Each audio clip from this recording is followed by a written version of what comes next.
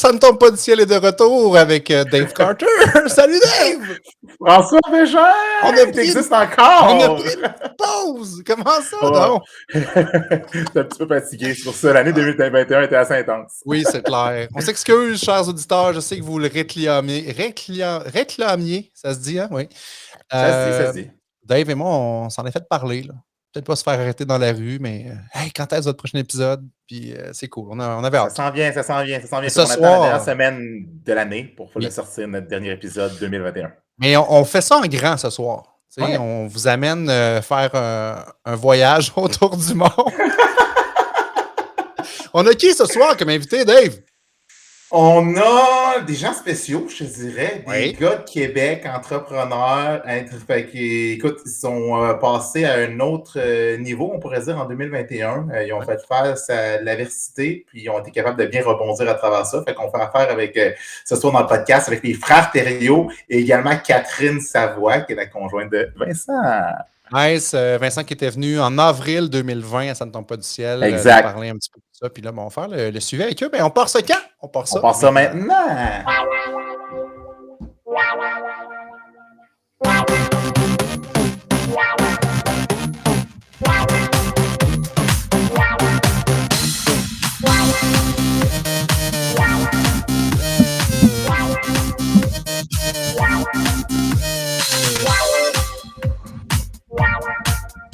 Oh que oui!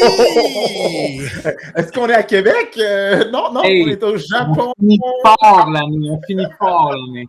Vincent et Catherine qui sont au Japon. On a François qui est au Texas, quelque part dans le coin de Non, Dallas. il est au Stampede de Calgary présentement. C'est le Stampede.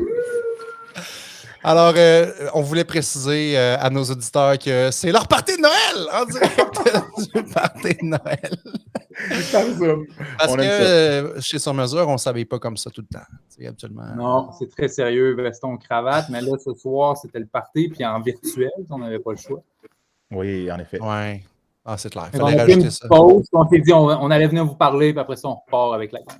Ah, c'est cool. Merci d'être là. Merci. Cool. On apprécie. Surtout votre tenue vestimentaire. Catherine, toi, tu es en espèce de safari photo, genre? Ou... Exactement. J'ai ma veste pour mes photos safari. C'est comme Dora. Ouais, je suis un peu Dora. C'est Dora, c'est exactement ça. J'ai vraiment hâte que tu nous sortes 2-3 phrases espagnoles. Là. On va te faire parler avec un accent texan, toi, François. Welcome to the podcast. Ouais, merci d'être là, sérieux.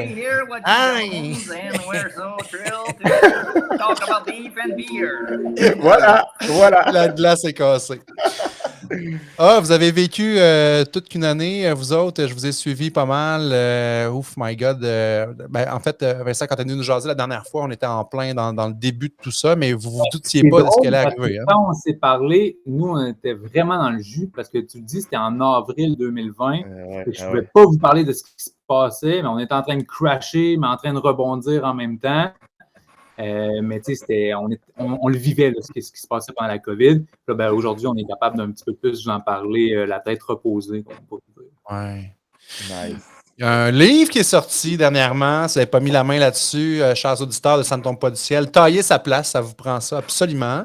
Et puis, j'ai fait le saut quand j'ai vu comme co-auteur Élise Paradis, je ne savais pas ça, que c'était une cousine des frères Thériault. Je suis allé au secondaire avec Élise, je la salue. Ah! Yes, on est des gradués du PEI à Rochebelle. Donc, ça m'a fait comique de voir ça. Le PEI à Rochebelle. Oh, je le tronche, moi, Dave. C'est tellement intelligent. C'est un régulier. C'est un régulier. Fallait que je le mentionne. Moi aussi, je suis un régulier. Bon, OK, attendez, c'est de la masse que je viens de dire. Je vais faire une confidence. J'ai fait 5 ans de PEI, mais je n'ai pas gradué mon diplôme international parce que j'ai eu 11% en biologie. Voilà, c'est dit. Voilà. Alors, j'étais un diplômé du régulier. Ah, c'est super. My God. Mais là, le show n'est pas à propos de ma note de bio. OK, on n'en parlera pas. Au lieu de bio, je marquais Cora déjeuner dans l'agenda, puis j'allais faire un tour chez Cora. Ça ne m'intéressait vraiment pas. Oui! Tailler sa place, c'est le récit de deux entrepreneurs qui ont dû faire face à l'adversité, la résilience, évidemment, l'audace aussi. Je ne savais pas ça. Moi, tout ce que j'ai vu là-dedans, les masques, vous avez dû vous réinventer big time, là.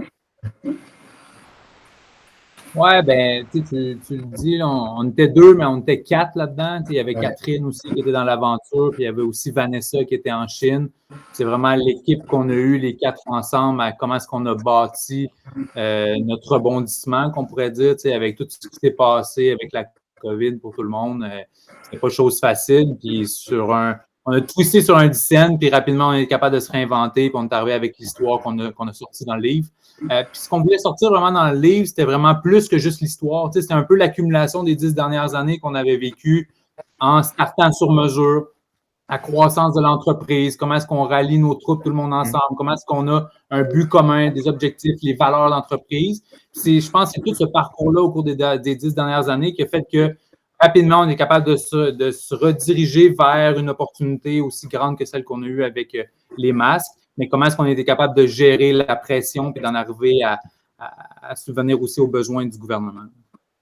C'est clair que oui, parce qu'un jeune entrepreneur qui aurait fait face à ça sans votre 10 ans derrière la cravate, peut-être qu'il se serait roulé en boule dans le coin puis ça ne serait pas relevé de ça. Là. On a commencé par se rouler en boule, mais après ça... Puis après, ça a été très peu de nuits de sommeil, puis ça rebondit. Ouais, c'est justement, c'est une nuit d'insomnie qui a fait, ben, let's go, on essaye de quoi, tu sais, puis c'est comme ça que on a été chanceux parce que oui, on a eu l'idée, on a passé à l'action, puis je pense que c'est quelque chose qui est vraiment important à se rappeler autant dans le livre que dans l'histoire en tant que tel, que c'est beau d'avoir des idées, mais à un moment donné, il faut passer à l'action.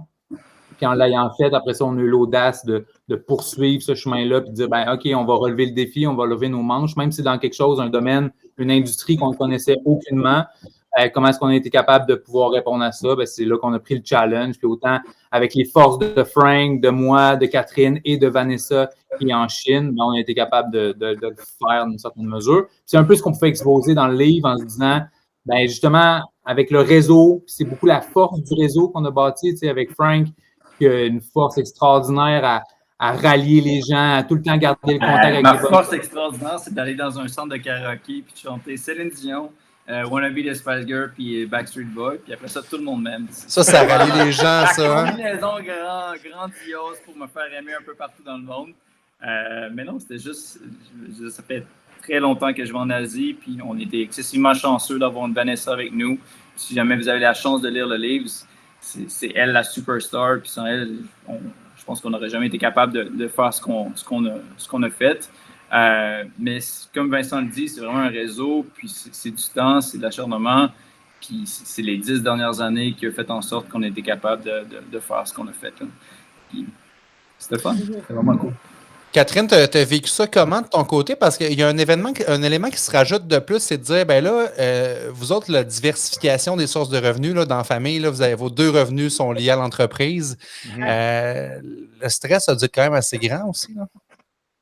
Oui, vraiment, mais tu sais, pour vrai, on était vraiment chanceux parce que ça a été comme destructeur, mais vraiment une courte période qu'après, on s'est relevé les manches, puis on a comme vu cet infime espoir de genre, OK, peut-être qu'on peut s'en sortir, puis on n'a comme pas eu le temps de penser genre au reste, puis on s'est comme plongé à fond là-dedans, puis on a tout donné. Puis c'était vraiment fascinant de voir. Puis tu sais, Vince me disait tout le temps, de toutes ces années-là, il allait à des 5 à 7, puis tu sais, il sacrifiait beaucoup, puis il s'investissait beaucoup, puis il était comme, il me disait tout le temps, tu sais jamais qu'est-ce que ça peut donner, mais tu sais, moi, dans ma tête, c'est comme, tu sais jamais, il va peut-être nous acheter 3 complets ou 7 semis, tu sais, genre, tu sais jamais à qui tu parles, mais finalement, c'était comme plus gros que ça, puis je l'ai compris, puis tu sais, autant François, en allant dans ses comédies, il niaise, mais il allait dans ses soirées karaoké, mais c'est fou comment, tu sais, finalement, les relations humaines, c'est quand même ça qui fait des bonnes relations d'affaires, puis qui fait que dans cette crise-là, ben, comme les gars disent, on a tout le réseau qu'il fallait pour accomplir. Puis dans le fond, ils ont toujours fait ça ils se mettent des graines, puis eux, ils voyaient comme plus une grande vision que moi. J'étais comme à court terme, puis on a une business à runner, puis on vend des complets, mais eux, ils ont toujours eu cette espèce de grande vision-là de genre, tu sais pas trop pourquoi tu fais les choses, mais il faut les faire, il faut bien les faire, puis tu sais jamais à qui tu parles, puis finalement, il avait raison. Fait que c'était comme beau de voir comme tout ça se merger dans le fond pour ce qui est arrivé durant le COVID avec les masques. Là. Prendre la vie. On est déguisé aujourd'hui. On ne sait pas ce qui va vos auditoires, l'auditoire exactement. Donc, c'est pour ça qu'on va faire une certaine crédibilité dans tout ce qu'on fait. Mais on peut passer à une portion karaoké du show, si tu veux, François. Là, je vais te trouver du margeau. Écoute, la fin du show, ça va me faire plaisir de faire le goodbye. Mais c'est ça qui est fou quand tu parlais de Kat, un peu de la COVID puis la business, qu'en l'espace d'une soirée, tu sais, rouler en boule, après on bondit. Parce que tu regardes des institutions comme Aldo, comme Simon, c'était sur la protection contre les créanciers. Fait que tu te dis que c'est sur mesure, qui était quand même développé, mais pas autant que ces business-là. On peut s'imaginer que c'était pas facile. Là. Ah, mais nous, on était tellement, peut-être, à mon sens, comme encore plus non viable que tous eux autres. T'sais, nous, on savait qu'on avait des problèmes de cash flow, puis qu'on attendait notre saison de mariage, puis on attendait comme la grande saison pour comme se relever. Il faut comprendre qu'on est très saisonnier. Puis notre haute saison, c'est de mars à juillet. Fait que nous, on attendait mars. Nous, quand le COVID a frappé, puis pour nous, c'était comme la fin, là, rapidement dans notre tête, c'était comme on s'en sortira pas. Fait qu'on on n'avait comme même pas d'avenue à dire on va essayer de vendre des articles de maison. Il fallait comme penser plus gros que ça. Là. Fallait comme complètement penser à autre chose. Fait que je pense que c'est. Puis en même temps, tu ne veux pas te partir un start-up en même temps que ta main business est en train de crasher. Tu dis, on part de masques. Mais là, es-tu en train de juste nier un peu ce qui est en train d'arriver avec ta propre business, puis tu pars un autre business sur le 16. Fait, ça n'avait pas vraiment de sens en même temps ce qu'on disait ou ce qu'on brainstormait, puis qu'on voulait le faire et pas vraiment le faire en même temps. Vous avez mentionné la force d'un réseau. Je pense qu'à travers ça, c'est des choses qu'on fait tout le temps sans comprendre. C'est pas tangible un réseau. Hein, c'est de dire, il est là, ce réseau-là, c'est du monde que j'ai rencontré, que j'ai côtoyé, que j'ai peut-être vendu à un moment donné un complet, mais tu sais pas à un moment donné comment cette force-là, cette richesse-là peut te servir à d'autres choses dans la vie. Puis, vous venez de le vivre très concrètement. Là. Les relations avec l'Asie, ça a dû être quand même assez important dans ce deal-là aussi, là, faire cette fabrication-là se revirer de bord. Je pense que notre point fort, c'est qu'on avait un bureau depuis 3-4 ans établi en Chine. Fait que d'avoir du monde local, c'est un élément vraiment clé de notre succès. Puis d'avoir confiance absolue envers ces personnes-là. C'est beau d'avoir des employés ou avec tout le monde avec qui tu travailles, mais d'avoir une confiance qu'ils vont livrer. Puis quand les enjeux sont quand même gros, puis tu sais qu'ils vont livrer, puis qu'ils vont aller above and beyond, pour nous, on avait vraiment la personne. C'est drôle parce que même en Chine, oui, on avait notre bureau, mais après ça, c'est des gens avec qui j'ai rencontré dans des usines qui n'avaient aucunement rapport avec les masques. Puis finalement, on a connecté ensemble. Puis tout le casse-tête s'est mis ensemble avec le temps. Mais c'est vraiment de reacher tout le monde possible et inimaginable, tout le monde de mon réseau de contacts que j'ai bâti dans les 10 dernières années. De lever de l'argent. Lever de l'argent en Chine, j'aurais jamais pensé que ça aurait été possible. C'est clair. On est ailleurs, là. 24-48 heures, j'étais capable de une fois, on a raisé une couple de millions, puis c'était comme, OK, wow, on était capable de faire ça. C'était complètement... Tu l'as testé, ton réseau. Tu as pu voir que dans le fond, quand la confiance est là, ben il n'y en a pas de limite à ça. Oui, exact. Parce que c'est pas facile. Vas-y, Vince, vas-y. Puis il y a aussi, dans le temps du COVID, tu pouvais faire confiance à absolument personne. Le nombre de scams qu'il y a eu, le nombre de warehouses qui étaient complètement vides, sans masque, puis les transactions de millions de dollars qui finalement le monde se sont fait flober. La majorité des avocats à Shanghai passaient leur temps à juste poursuivre le monde qui fraudait non-stop le monde. Fait que c'était vraiment le Far West, puis c'est pour ça que je suis encore boyé d'autres. C'est prêt à la prochaine vague. Il va la c'est au Japon, man. C'est au Japon la prochaine vague. Mais c'est complètement malade mental. Puis à tous les jours, les enjeux de stress, puis tout se décide dans une couple de minutes, une couple d'heures, puis tu y vas-tu ou tu y vas pas, puis il faut que tu prennes tes décisions excessivement rapides avec vraiment peu d'informations. Puis si tu te plantes, ben tu te plantes royalement. Puis si ça marche, ben tant mieux. Fait que, non, c'était quand même un bout de chemin très stressant dans notre vie, mais à la fin, c'est aussi un des chemins qui était le plus fun aussi. L'intensité, travailler quasiment 22 heures, 24 heures par jour, non-stop, puis avec le Canada le jour, avec la Chine la nuit, puis il y avait toujours des problèmes. C'était juste problème après problème. Puis je pense que notre mentalité aussi de toujours d'avoir un problème, puis comment on est capable de le résoudre, puis d'avoir une mentalité de on veut juste entendre des problèmes, c'est comme une bonne nouvelle de savoir qu'on a des problèmes parce qu'on peut le résoudre, puis on va trouver une façon de trouver versus, tu sais, si tu caches, souvent, mettons, ton staff ou les gens avec qui on côtoie, c'est difficile d'avoir de dire à ton boss, ah ben, ça marchera pas, ou tu as peur de donner à un client, de dire que ben, finalement, ton immeuble ne sera pas livré à temps, ou tu sais, c'est difficile d'avoir ces conversations-là.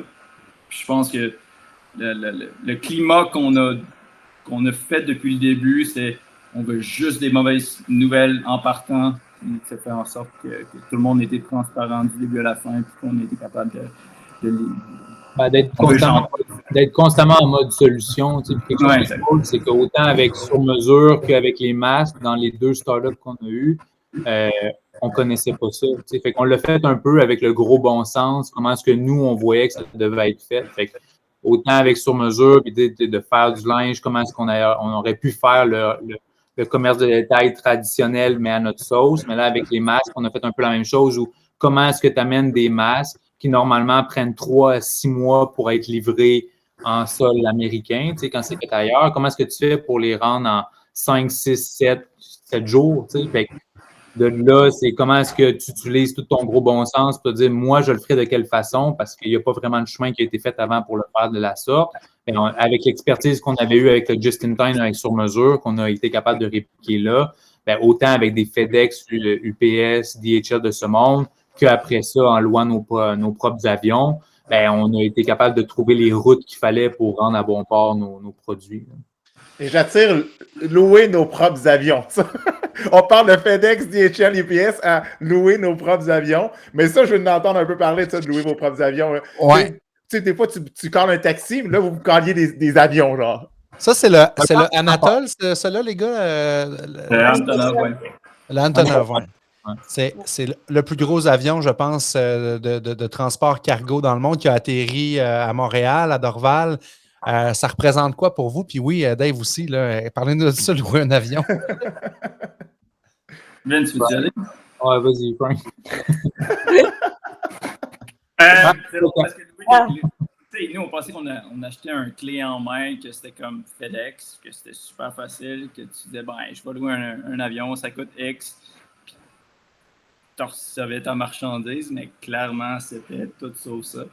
Fait que le premier contrat, on ne pouvait pas juste avoir un avion, il faut le louer pour un 5-10 vols de suite minimum. Oh, OK. Moi, à la base, quand je faisais une erreur de genre 100$ chez Sur Mesure, genre, j'étais vraiment pas content. Puis je suis quelqu'un qui est vraiment à la scène. Puis on loue les avions. Vince faisait toujours les prix sans taxe à Frank chez Sur Mesure. Genre la première machine à café qu'on a achetée. Les premières choses que si Frank savait le prix avec taxe, là, c'était comme. Fait que Vince, c'est toujours de genre, la Nespresso, ça a coûté comme juste 150$. Puis j'étais comme à Vince. C'est correct, on va te la laisser. L'iPad, c'était comme. Peu importe. Ouais. Mais bref, c'est une toute centaine de mille pour un avion. Puis on sait, oui, fuck all, qu'est-ce qu'on est en train de faire. Là. On ne sait pas le fonctionnement. Puis un avion, il faut que ça. C'est comme un train. Tu sois sur le tarmac à 1 heure, puis tu t'en es à l'autre heure, sinon c'est genre 50 000, 100 000 de pénalité par heure. Fait que tu fais comme, OK, on peut pas se tromper. Genre. Fait que là, c'est l'histoire de 2 gars qui ne savent pas dans quoi ils s'embarquent, puis qu'il faut qu'ils trouvent comment l'industrie de l'aviation fonctionne en 5 jours, sinon ça nous coûte la totale. Puis encore là, je pense que le réseau nous a fait en sorte qu'on a pu s'entourer des bonnes personnes. Les gens de Chrono Aviation nous ont vraiment épaulés là-dedans. On avait une kingpin qui s'appelle Denise de Call International qui nous a aidé avec tout le dédouanement. On avait une équipe chinoise qui était incroyable, que Vanessa était capable de trouver.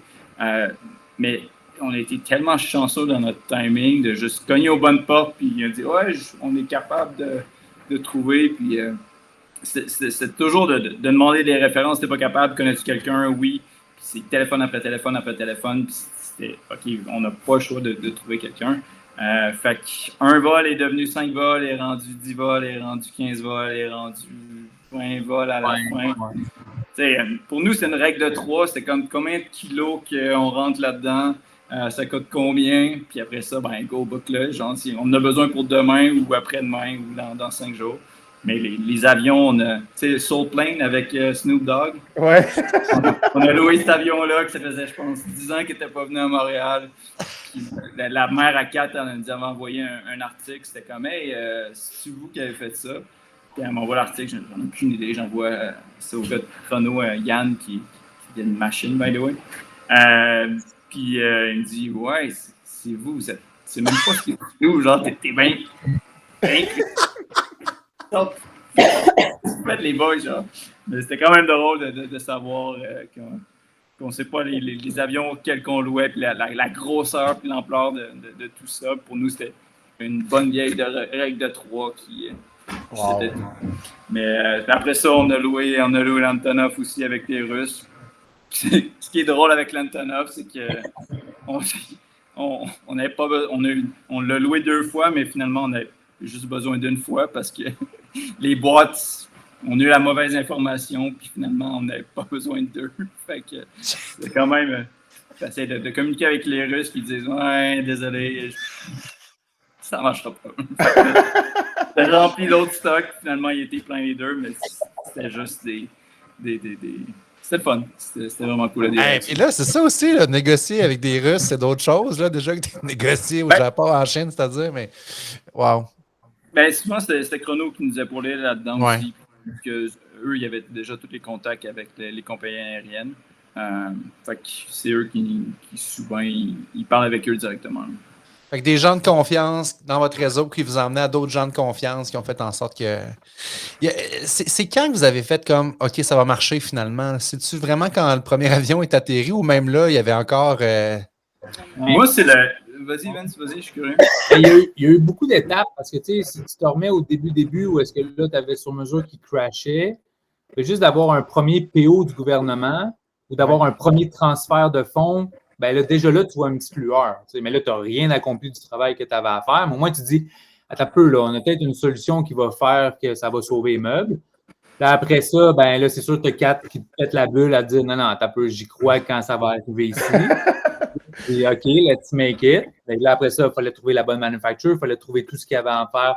Mais quand les premiers masques sont arrivés à Québec, je pense que là, c'est vraiment là qu'on avait quelque chose de palpable à se dire, OK, on va sauver les meubles avec sur-mesure. Mais même pour là, moi, c'était ça. Ouais. Même là, UPS voulait faire un communiqué de presse puis tout, puis on était comment, on a livré genre le 10e, le 20e de ce qu'on s'est fait commander, on va pas commencer à se péter les bretelles, puis après, arrivait... Non, je sais pas, ça a comme été... Il n'y a jamais eu comme de déclic, en tout cas pour moi, parce qu'il y avait tout le temps... Le stress de la prochaine étape, oui. Puis une autre prochaine étape, puis là, finalement, on va tout perdre parce qu'on essaie d'acheter des N95, puis on dirait que ça finissait pas par avoir un genre de OK, genre...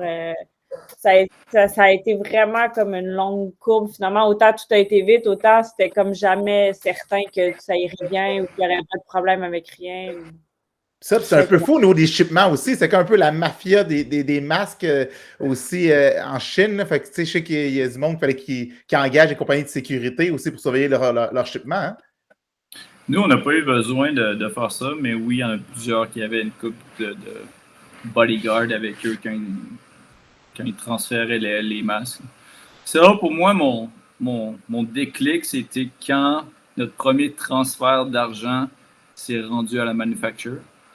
Tu sais, t'envoies une grosse somme d'argent à ta fille en Chine que tu fais confiance, mais elle peut partir avec demain. Là. Elle peut... Tu t'envoies jamais l'argent, c'est fini, puis genre...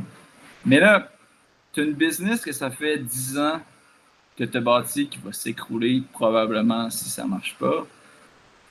le gouvernement qui vient de te wirer quand même un gros montant d'argent, puis si tu ne livres pas, ben, ta réputation est quasiment finie. Ouais. Rentre dans un autre monde que tu connais zéro, des masques, c'est du médical, qu'il y a tellement de papeterie, puis qu'on ne connaissait rien à ça. Puis c'était juste tous les enjeux, puis si on ne livrait pas, on était comme fini, entre guillemets. Là. C'était comme le Hail Mary à la fin de ben, il reste 2 secondes, mais t'attrapes-tu le ballon ou t'attrapes pas. Puis quand j'ai fait le transfert à son nom c'est Vanessa, elle répondait plus à son téléphone. Tu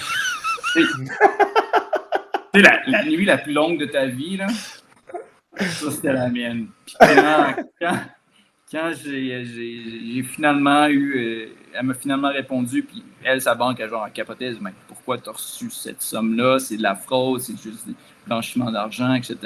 Puis, elle essaie juste de comprendre, puis essayer de comprendre comment est-ce qu'elle allait transférer de sa banque à la manufacture. Puis c'est juste ça qu'elle réglait pendant ce temps-là, puis il n'y avait pas le temps de me parler. Mais j'étais comme à bout, puis sérieusement, je voyais tout qu'elle allait s'écrouler. Ouais. Donc, finalement, je l'appelle, elle répond, puis je pars en sanglots. Je suis comme, tu l'as-tu fait le transfert? Envoie-moi une preuve, je te crois pas. Genre, il faut que j'aille une preuve physique. Puis elle était vraiment insultée, mais tu me niaises. Genre, je l'ai faite, puis je l'ai envoyé à la manufacture. Puis à ce moment-là, j'ai comme fait, OK, on va être correct, puis ça va être. Puis Vince m'a appelé quelques minutes après, puis je suis comme, we're gonna be alright, it's OK. Moi, c'était vraiment mon. On a transféré l'argent, le reste, on savait que tout était legit. Mais c'était que le début. Capoté. Ouais. Vous parliez, les gars, de transparence avec les employés puis tout ça. À quel point vous avez comme tout raconté ça au fur et à mesure? Puis tu veux pas non plus hyper stresser ton monde avec ça? C'est ça. Là, on n'a pas été très transparent. On n'a plutôt rien dit, je t'avoue. On a vraiment gardé ça à moi, François, Catherine, Vanessa. À peine si les parents à 4 savaient un peu ce qui se passait. Justement parce qu'on ne voulait pas ébruiter. On n'a parlé à personne pendant très, très longtemps.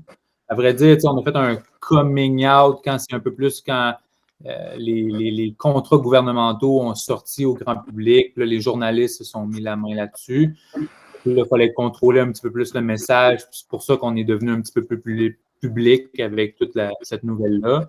Et là, la consécration, ça ne tombe pas du ciel. Tu sais, les gars, vous êtes rendus big, là, quand même. Non, mais tu sais, de là, après ça, c'est pas qu'on voulait contrôler notre message, mais je pense qu'on avait vécu tellement quelque chose d'intense que ça se peut, tu sais, même, on pourrait en parler 3 heures, puis ça pouvait pas se décrire, justement, juste dans des mots. Puis on avait une cousine qui savait bien écrire, puis on a dit, ben, tabarouette, gars, viens-t'en à Québec, on va tout te dire ce qui s'est passé, puis on va au moins l'avoir pour nous. Après ça, ben, on a décidé de le sortir au grand jour. C'est là un peu que c'est arrivé. Puis pour nous, ça a quand même fait du bien, parce que là, les gens ont su l'histoire. On s'est rendu compte que c'était plus inspirant, plus grand que ce que ça avait été créé, parce que tout le monde a vécu un peu ce problème-là en approvisionnement de masques, en le voyant dans les journaux, dans les médias. Puis ben, nous, on était au cœur de ça en essayant de sauver autant notre peau, puis après ça, sauver notre société, notre province. Fait que ça a été vraiment, pour nous, après ça, un bon relief, que je pourrais dire, de juste en parler au grand public. Ah, puis je suis convaincu que ça va inspirer d'autres entrepreneurs ou même dans notre vie de tous les jours. Là, vous parliez tantôt de se mettre en mode solution, d'apprécier d'être dans la marde. Tu sais, yes, on est dans la marde, ça existe, ça, ce mouvement-là. Là. Yes, on peut l'enjoyer puis dire, on le vit là, présentement. Là. On n'est pas sorti du bois à bien des niveaux là, dans nos vies puis dans la société, mais pourquoi qu'on ne verrait pas le beau côté des choses, qu'on ne se retrousserait pas les manches de nos belles chemises sur mesure puis qu'on ne garderait pas. Même dans les 10 années de sur mesure, on avait tout le temps nos bas. Là, Catherine qui était aux finances, gérer un cash flow dans le retail, c'est toute une expérience. Là. C'est clair. Même si tu as des fois des très grandes entreprises, tu as quand même des embûches puis des défis, puis il faut que tu trouves tes solutions. Fait que ça a été un obstacle qu'on a eu au cours des 10 dernières années à juste toujours être en mode solution. Catherine, Vincent, François, merci beaucoup d'avoir été là. Moi, j'invite nos auditeurs à se procurer le livre Tailler sa place, qui est disponible dans toutes les bonnes librairies, Amazon également. Il y a une portion, je pense aussi, tantôt tu parlais, Dave, de la Fondation. Oui, la Fondation. Yes. Exactement. Ben, dans la fondation sur mesure qui a été rebrandée pour la Fondation 104, c'est bien ça? Oui. Il y a une partie des ventes, ou toutes les ventes même s'en vont à la Fondation? Comment vous avez fait ça? Oui. Ben, 100% des profits là, qu'on ferait ou qu'on va faire avec le livre là, sont pour notre fondation, que nous, on met beaucoup d'argent aussi pour, dans le fond, encourager la jeunesse à prendre action. Fait que à tous les niveaux, n'importe quelle idée qu'on encourage les jeunes de 21 ans et moins. En ce moment, on a d'ailleurs, comme on invite les jeunes à appliquer sur un programme qui s'appelle Tailler sa place pour nous soumettre des idées qui ont de projets, soit des projets personnels, soit des projets communautaires. Projets personnels, on donne des bourses jusqu'à 1 500 $, projets communautaires jusqu'à 20 000 $ pour des projets qui sont par des jeunes pour leur communauté ou pour leur vie personnelle, juste n'importe quoi qui peuvent changer leur vie, on les encourage. On veut juste encourager les gens à prendre action, qui est comme de quoi bien important pour nous autres. Wow. Félicitations. Cool. Félicitations pour ça. Pouvoir redonner, je suis sûr que ça fait du bien également. Puis merci de le faire. Joyeux temps des fêtes à vous trois, à vos équipes. On salue Vanessa également. Oui. Il n'y aura pas de karaoké pour la fin du show, François, mais tu peux nous faire une petite danse country pendant que je mets la toune de fin, si tu veux faire du rodéo. Oui, Dave Carter, joyeuse fête toi également. Toi aussi, mon ami. Toi aussi, joyeuse fête. On se voit l'année prochaine en 2022. Salut tout le monde. Merci d'avoir été là. À bientôt. Merci, boys. Salut. Salut. Ciao.